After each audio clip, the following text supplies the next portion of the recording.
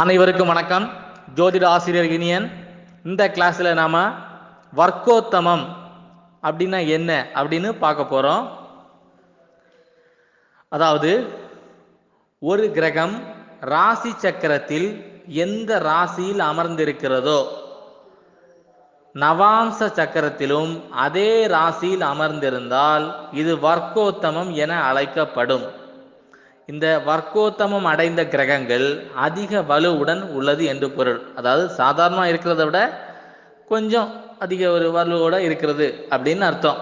சரி, அதாவது ராசி சக்கரத்தில் ஒரு கிரகம் மேச ராசியில் இருக்குது, நவாம்ச சக்கரத்தில் பார்க்கும்போது அங்கேயும் மேச ராசியிலே இருக்குது அப்படின்னா அந்த கிரகம் வர்க்கோத்தமம் அடைந்தது அப்படின்னு பொருள். அதாவது ஒரு கிரகம் ராசி சக்கரம் நவாம்ச சக்கரம் ரெண்டிலும் ஒரே ராசியிலேயே அமர்ந்திருக்கிறது அப்படின்னா அந்த கிரகம் வர்க்கோத்தமம் அப்படின்னு அர்த்தம். சரி, ஒரு உதாரணத்தோட பார்ப்போம். இப்போ சந்திரன் அப்படிங்கிற அந்த கிரகம் ரிஷப ராசியில உட்கார்ந்துருக்கு, ராசி சக்கரத்தில் ரிஷப ராசியில் உட்கார்ந்துருக்கு. இப்போ நவாம்ச கட்டத்தை நம்ம பார்க்குறோம். நவாம்ச கட்டத்தில் பார்த்தீங்கன்னா சந்திரன் இங்கேயும் ரிஷப ராசியிலேயே உட்கார்ந்துருக்கு. இப்போ சந்திரன் வர்க்கோத்தமம்.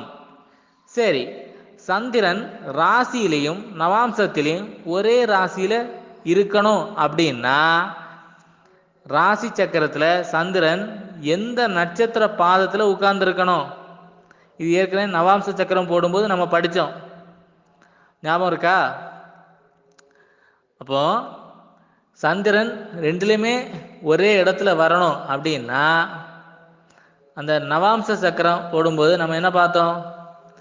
இந்த மேஷ மண்டலத்தில் ஒரு கிரகம் நவாம்சத்தில் வரணும் அப்படின்னாலே அது கேதுவுடைய நட்சத்திரத்திலையோ அல்லது சந்திரனுடைய நட்சத்திரத்திலையோ அல்லது குருவினுடைய நட்சத்திரத்திலையோ அமர்ந்திருக்கணும் அப்படின்னு பார்த்தோமா?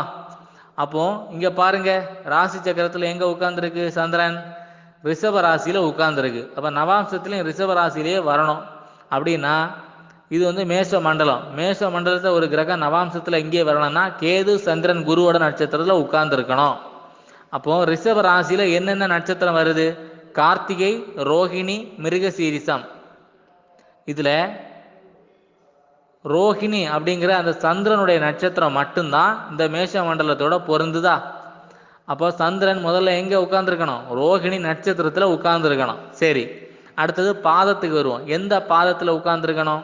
இரண்டாம் பாதத்தில் உட்கார்ந்துருக்கணும். முதல் பாதத்தில் உட்கார்ந்துருந்தா மேசராசிக்கு போயிடும். சரியா?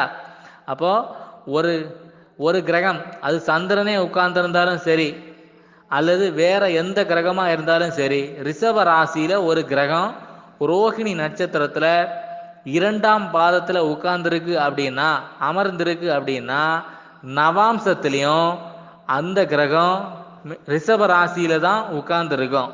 எனவே ரோஹிணி நட்சத்திரம் ரெண்டாம் பாதத்தில் ஒரு கிரகம் அமர்ந்திருக்கிறதுனாலே அந்த கிரகம் வர்க்கோத்தமம் அப்படின்னு எடுத்துக்கலாம்.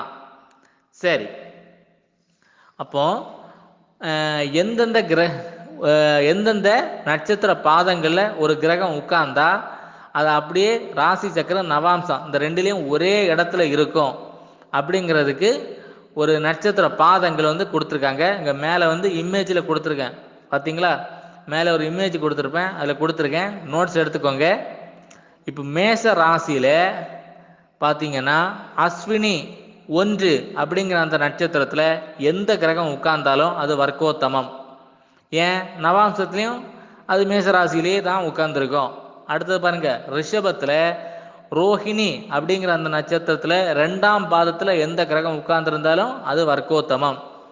அடுத்ததாக மிதுன ராசியில் புனர்பூச நட்சத்திரம் 3ஆம் பாதம், கடக ராசியில் புனர்பூச நட்சத்திரம் 4ஆம் பாதம், சிம்ம ராசியில் பூரம் நட்சத்திரம் 1ஆம் பாதம், கன்னி ராசியில் சித்திரை நட்சத்திரம் 2ஆம் பாதம், துலாம் ராசியில் சித்திரை நட்சத்திரம் 3ஆம் பாதம், விருச்சிகம் ராசியில் அனுஷ நட்சத்திரம் 4ஆம் பாதம், தனுசு ராசியில் உத்திராட நட்சத்திரம் 1ஆம் பாதம், மகர ராசியில் உத்திராட நட்சத்திரம் 2ஆம் பாதம், கும்ப ராசியில் சதய நட்சத்திரம் 3ஆம் பாதம், மீன ராசியில் ரேவதி நட்சத்திரம் 4ஆம் பாதம். அப்போ இந்த நட்சத்திர பாதங்களில் ஒரு கிரகம் அமர்ந்திருந்தா அது வர்க்கோத்தமம். நோட்ஸ் எடுத்துக்கோங்க. நன்றி.